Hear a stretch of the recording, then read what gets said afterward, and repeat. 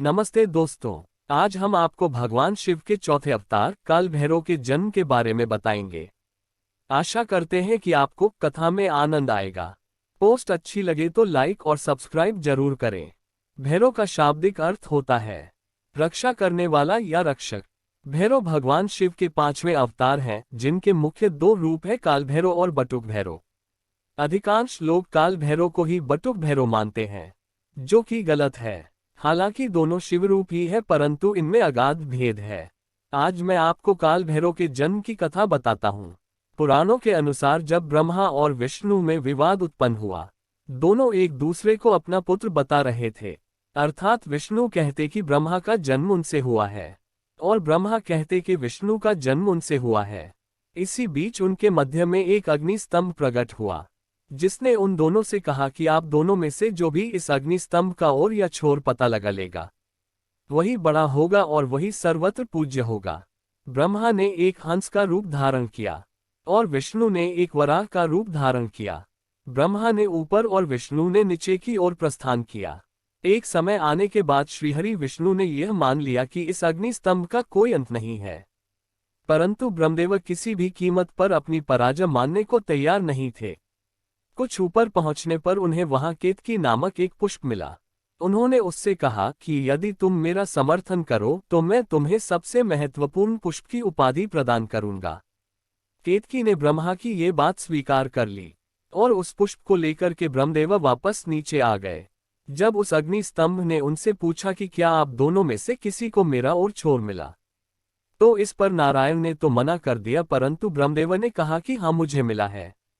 सत्यापन के लिए केतकी पुष्प को प्रस्तुत कर दिया। केतकी ने भी ब्रह्मदेव का समर्थन किया। तब उस अग्नि स्तंभ ने एक पुरुष की आकृति ग्रहण की और प्रकट हुए महाकाल महारुद्र भगवान शिव। उन्होंने ब्रह्मदेव से कहा कि आप असत्य बोल रहे हैं। ब्रह्मा को असत्य भाषण के लिए कभी भी न पूजे जाने का श्राप दिया और केतकी के असत्य भाषण के लिए उसे अपनी पूजा में प्रयोग में लाए जाने से निषेध कर दिया। तब ब्रह्मदेव ने क्रोधित होकर भगवान रुद्र को अपशब्द कहना आरंभ कर दिया और स्वयं को सबसे बड़ा बताने लगे। उस समय ब्रह्मदेव पंचमुखी होते थे। तब भगवान शिव को आभास हुआ कि ब्रह्मदेव में अहंकार व्याप्त हो रहा है और सृष्टि के रचना में यदि सृष्टि रचना से पूर्व ही अहंकार व्याप्त हो गया तो असमय ही संपूर्ण सृष्टि अहंकार के भाव से ग्रसित हो जाएगी।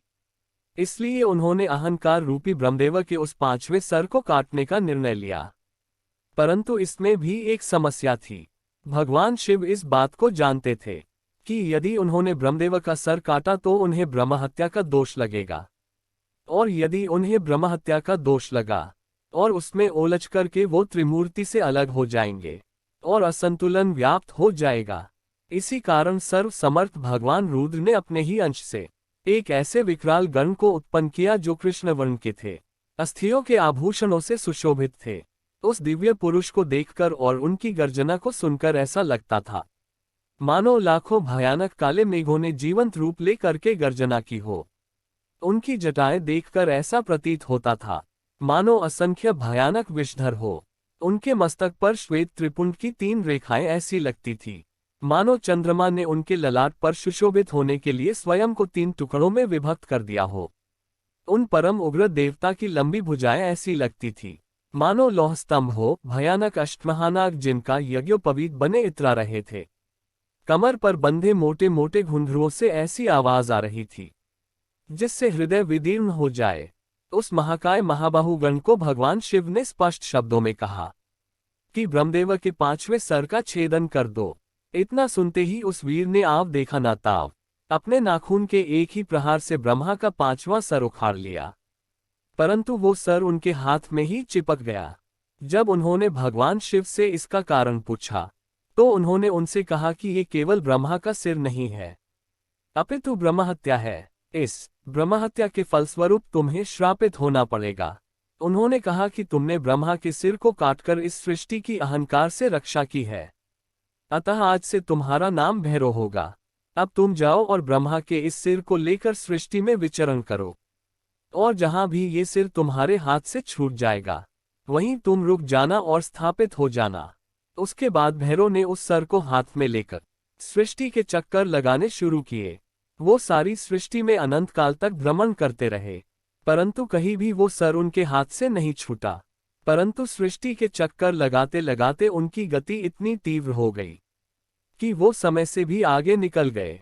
जब भगवान नारायण के कर्ण कुंडल गिरे और काशी नगरी स्थापित हुई, तब वहां पर भगवान भैरव के हाथ से ब्रह्मदेव का वो कपाल छूट गया। तब भगवान भैरव वहीं रुक गए और तब वहां भगवान शिव प्रकट हुए। उन्होंने उनसे कहा कि ये मेरी प्रिय काशी नगरी है और आज से तुम इसके संरक्षक के रूप में यहाँ स्थापित हो, परंतु तुम्हें इस काशी नगरी में केवल पैर के एक अंगूठे के बराबर स्थान मिलेगा और तुम्हें इसी ब्रह्म कपाल में भोजन करना होगा।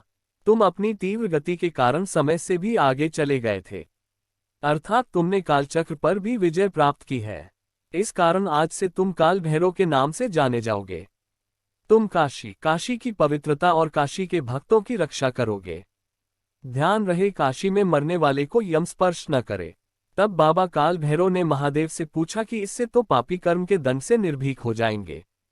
तो उन्होंने कहा कि यहाँ मृत्यु प्राप्त करने वालों को यमराज दंड नहीं दे पाएंगे, परंतु तुम उन्हें दंड दोगे। बिना काल यातना प्राप्त किए कोई भी जीवात्मा ये काशी नगरी नहीं छोड़ेगी। जिस जगह पर वो अग्नि स्तंभ प्रकट हुआ था, वो जगह आज के समय में अरुणाचल प्रदेश में स्थित है। जिस स्थान पर ब्रह्मा का कपाल छूटा था, वो जगह आज के समय में वाराणसी स्थित कपाल मोचन तीर्थ है। तो दोस्तों, आज की ये कथा यहीं पर समाप्त होती है। आपको अच्छी लगी हो तो लाइक, सब्सक्राइब और शेयर जरूर करें।